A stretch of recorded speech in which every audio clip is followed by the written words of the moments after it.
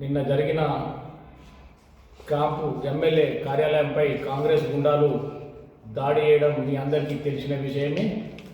నిన్న కాంగ్రెస్ నాయకుడు కారుతో వచ్చి కాంపు కార్యాలయం గేట్ను గుద్దడము, ప్రజలందరూ కార్యకర్తలు పోలీసు వాళ్ళు 200 మంది పోలీసులు ఉన్నా వారిని అందరినీ తప్పిదోవ పట్టించి వచ్చి గుద్దడము మీ అందరూ కూడా చూసిన విషయమే.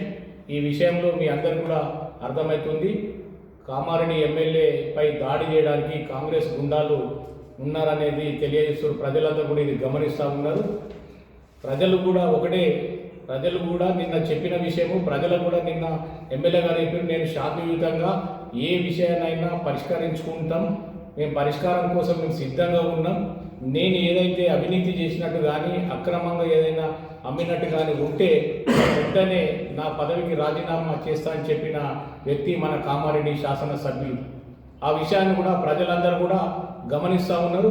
కాంగ్రెస్ నాయకులకు ప్రజలకు కూడా చెప్పిండు, నేను 10 గంటలకు శిశు మందిర్ దగ్గర ఉంటా, మీ దగ్గర ఎలాంటి డాక్యుమెంట్స్ కానీ ఏదైనా మీ దగ్గర పరిష్కారం కోసము ఉన్న ఏదైనా డాక్యుమెంట్స్ తీసుకొని వస్తే దాని ప్రజల మధ్యనే మీ అందరి సమక్షంలోనే నేను చూస్తాను. నేను తప్పు చేసినట్టు ఏదైనా కనబడితే వెంటనే ముక్కు నేలకు రాసి నా పదవికి రాజీనామా చేస్తున్న వ్యక్తి మన ఎమ్మెల్యే గారు.